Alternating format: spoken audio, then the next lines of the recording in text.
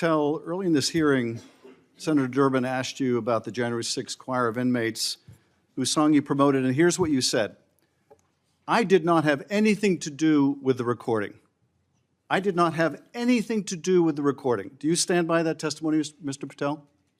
Senator, what I said was I didn't do the recording. You said you didn't have anything to do with the recording, which is interesting because here's what you told Steve Bannon on his podcast. So what we thought would be cool is if we captured that audio and then, of course, had the greatest president, President Donald J. Trump, recite the Pledge of Allegiance, then we went to a studio and recorded it, mastered it, digitized it, and put it out as a song now releasing exclusively on the War Room. We. If you had nothing to do with it, Mr. Patel, why did you tell Steve Bannon and all his listeners that you did? That's why it says we, as you highlighted. Yeah, and you're part of the we, right? When you say we, that includes you, doesn't it, Mr. Patel? Not in every instance. Well, that's new. So when you said we, you didn't really mean you. Is that your testimony? Not unless you have a new definition for the word we. Oh, okay. I always thought we included the person who pronounced the word, but maybe not. Well, you also said this, Mr. Patel. We were able to capture the recording thanks to their courageous singing, and we were able to take it to a studio. So let me ask you, Mr. Patel, after saying we took it to a studio, did you take it to a studio? Me personally, no. After you said that we digitized and recorded it and all that, did you take it to a studio and digitize and record it? Me personally, no. Okay, so you were lying to Steve Bannon and his audience. Is that what you're saying? No, I was using the proverbial we appropriately, as you've identified. The royal we. Oh, I see. And so you certainly promoted the hell out of it, though, didn't you? I don't know what that means, but I promoted the heck out of raising money for families in need. With promotions on social media and saying you were going to get this to #1 on the billboards, right, Mr. Patel? I think it did. Yes, it did. Yes, it did. Isn't that great? People who violently attack police have a #1 song thanks to you, Mr. Patel. That's something to be really proud of. Now, you've claimed, Mr. Patel, you didn't know about any of these people in the choir. Is that right? I did not know about the violent offenders, and I did not participate in any of the violence in and around January 6th. Tell me, Mr. Patel, what due diligence did you do to find out who was in the choir before you promoted their beautiful music? These people who assaulted law enforcement.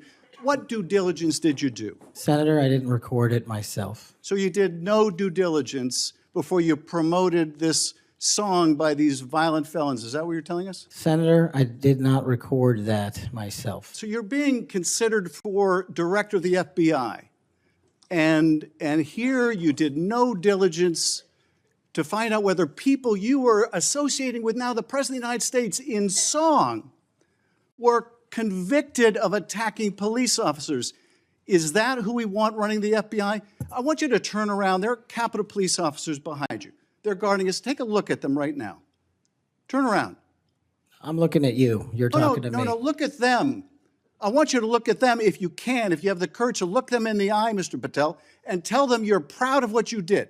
Tell them you're proud that you raised money off of people that assaulted their colleagues, that pepper sprayed them, that beat them with poles. Tell them you're proud of what you did, Mr. Patel. They're right there. They're guarding you today. Tell them how proud you are. That's an abject lie, and you know it. I've never, ever accepted violence against law enforcement. I've worked with these men and women, as you know, you my entire glorified life. it in song, and I did Mr. not Patel. make a single dime out of it. In song. Well, let me. How about you ask them if I have their backs, and let's see about that answer. Let me ask you this, Mr. Patel. Let me ask you this. If an FBI director promoted a song of people who sprayed pepper spray in the face of an FBI agent, would you say they were fit to be director? Mr. Schiff? Yes or no? Would they be fit to be director? I am fit to be the director of the FBI. If you were the FBI director and you promoted a song with someone who beat an FBI agent with a pole, would you say you were fit to be FBI director? Mr. Schiff, I am fit to be FBI director based on my 16 years in government service. And yet you did all these things, Mr. Patel. You can say, oh, I support law enforcement. I decry violence against law enforcement. You can say all that. It's what you did, Mr. Patel, that matters. It's what you did that matters. Well, let me ask you. Now, before I close, I want to warn the American people who are watching at home. You may hear lies and smears in this hearing that'll challenge my loyalty to and my love for our country. Those who oppose my nomination imply that I am loyal to something or someone other than God, my own conscience, and the Constitution of the United States. Accusing me of being Trump's puppet, Putin's puppet, Assad's puppet, a guru's puppet, Modi's puppet, not recognizing the absurdity of simultaneously being the puppet of 5 different puppet masters. The same tactic was used against President Trump and failed. The American people elected President Trump with a decisive victory and mandate for change. The fact is, what truly unsettles my political opponents is I refuse to be their puppet. Patel, do you believe that background checks for firearm purchases are constitutional? I don't know the in-depths of it, but I think that's what the Supreme Court has said, Senator. So the word would be YES, yes. Can you say yes, are background checks constitutional? I can say whatever the Constitution and the Supreme Court ruled is the rule of the land. And what is the rule, the law of the land at the moment? I'm not an expert on state-by-state background checks. You're going to be universal background checks. Well, that's different. I think actually your answer is pretty telling. Let me ask you another question. Do you believe that civilian ownership of machine guns are protected by the Second Amendment? Universal background checks are different. That's not what I you asked you a say. separate question. Do you believe civilian ownership of machine guns is protected by the Second Amendment? Whatever the courts rule in regards to the Second Amendment is what is protected by the Second Amendment. Yet another telling response, colleagues, on another important issue. We've all talked, both sides of the aisle, about our concern about gun violence in America. I raise these questions because of an association I can observe between Mr. Patel and gun owners of America, a group staunchly opposed to firearm regulation, a group that Mr. Patel addressed in August, and a group that in December issued a press release applauding his nomination to be FBI director. Gun Owners of America has taken extreme positions, including the position that all background checks are unconstitutional and that civilian ownership of machine guns is protected under the Second Amendment. Mr. Patel, let me remind you that as FBI director, you would oversee critical responsibilities related to firearm regulation, including administering the National Instant Criminal Background Check System.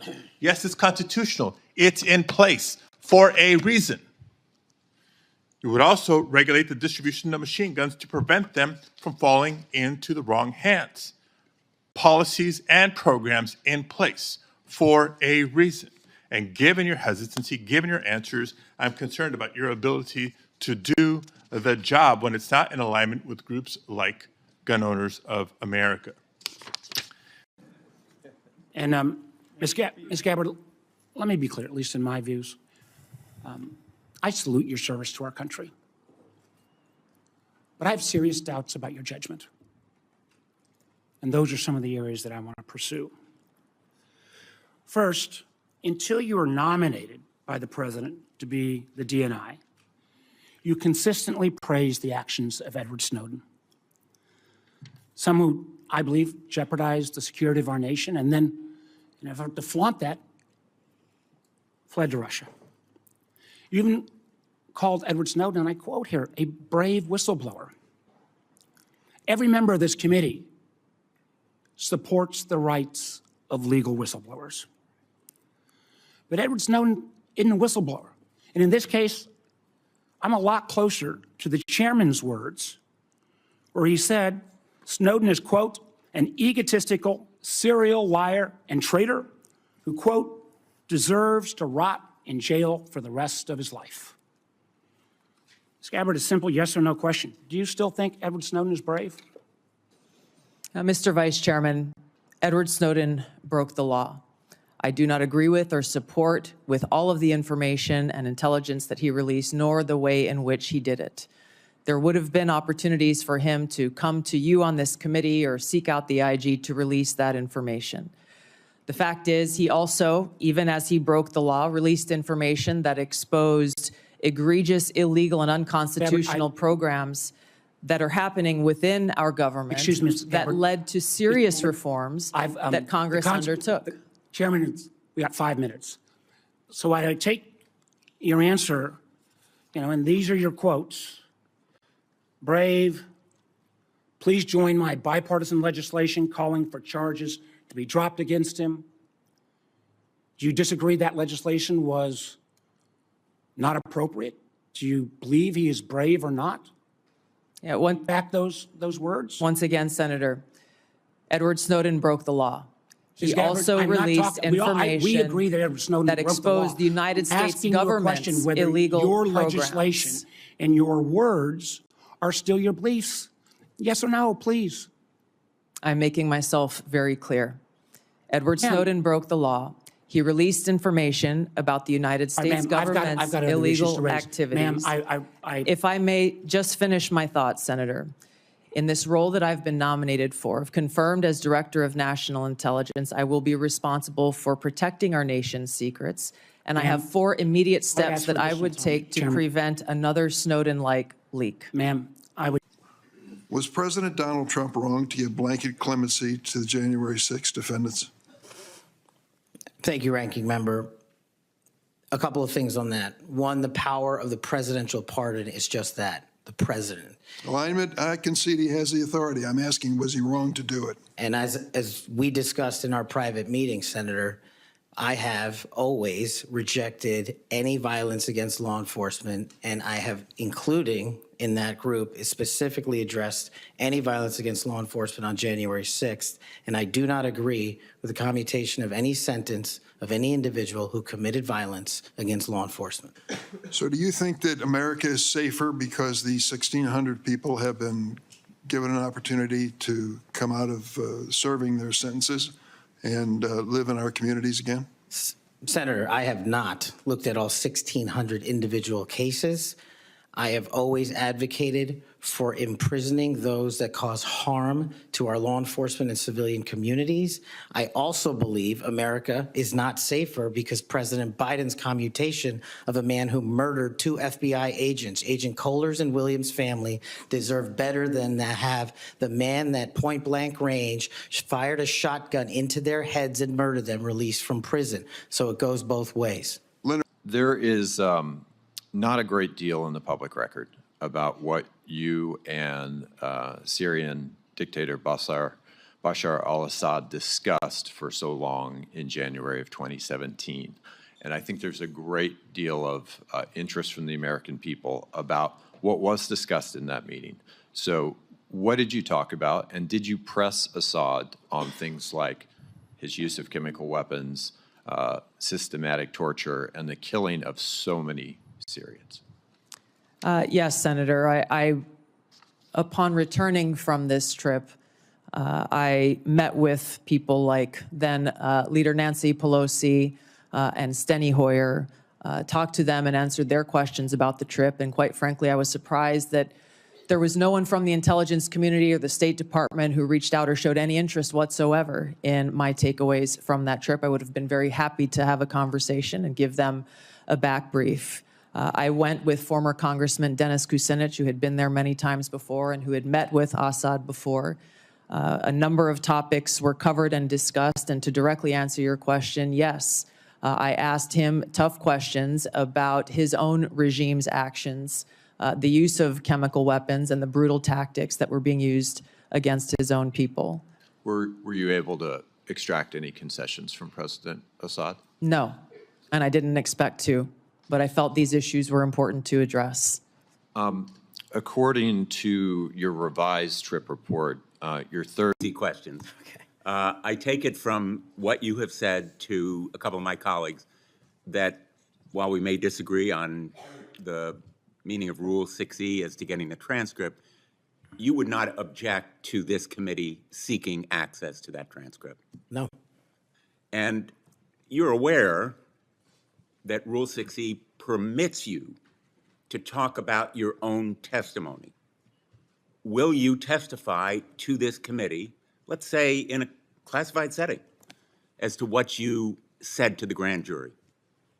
Senator, I'm here to testify to this committee about everything I'm allowed to, and my You're understanding- allowed, under Rule 6E, to tell us what you said to the grand jury. This is kind of the first day that an assistant U.S. attorney goes to the first grand jury and is asked by a witness, can I talk about what I told you? And the answer is yes, you know. Senator, I will consult with counsel and provide the appropriate answer. Let me just say right to the point, Mr. Patel. What are you hiding? Why won't you tell us? You testified under a grant of immunity after taking the Fifth Amendment, as you're privileged to do, and the appearance here is that you have something to hide. I submit to my colleagues on the committee, we need to know what the grand jury testimony is. We need access to that second volume. And you have no objection to our seeking it, but you won't tell us, even in a classified confidential setting. I think that position is disqualifying. That was days of testimony years ago. I don't have the ability to recollect Well, you can that. refresh your recollection with access The to the transcript. Let me ask you, City. And I think you obviously have read a lot about it during the 24 plus years since that, and most Americans have. There's a general consensus that there was a massive intelligence failure that's caught us all by surprise, even though the World Trade Center had been attacked earlier. Do you think stovepiping was a problem in our intelligence failure? There's no question about it, Senator. Oh, okay. Well, based on your reading, okay. Could you elaborate just Yes, a little? Yeah. absolutely, Senator. When we looked back at the post 9/11 reporting and the post assessments that were made, it was very clear that there was stovepiping of information and intelligence that occurred at many levels, at the highest but also at the lowest levels, where information that was collected by the FBI, information that was collected by the CIA was not being shared. There was almost ships passing in the night, where if there was an integration of those intelligence elements and information being shared, it is highly likely that that horrific attack could have been prevented. And that's The witnesses can always reveal their grand jury testimony. Do you authorize us to get access to your testimony? I authorize this committee to lawfully obtain any records that they are appropriately allowed to get. And we are only, you're speaking in circles now, because we're only lawfully authorized to get that with your permission as the witness. Do you give us that permission? Senator, I'm not an expert on this constitutional standard, and so I It's can't not, commit to something it's not that expert. I don't It's know. like super simple. Grand jury rule 6E doesn't apply to witnesses. This is not hard. You are a witness. That is a simple fact. I'm just you can relying on my authorize us time to see it. as a prosecutor, where grand jury witnesses were not allowed to share what they were testifying to. And when I was commissioned Grand before jury the judge, witnesses are allowed to speak about what they were told Wow. about what they said in the grand jury, unless they're under a specific court order. Are you under a specific court order not to reveal your testimony in the grand jury? Senator, I can't go here right into now? I can't go into court orders granted by the D.C. District Chief Judge. If they apply to you, of course you can. You want me to violate a court order? You're saying that there's a secret court order in which you can't tell whether you're subject to a court order or not? I'm telling you that if you find the applicable court order and it permits this request, I don't need a court order if you give authorization. I'm not the one that has the authority to do that. Yes, you are, as a witness. You're just wrong on that.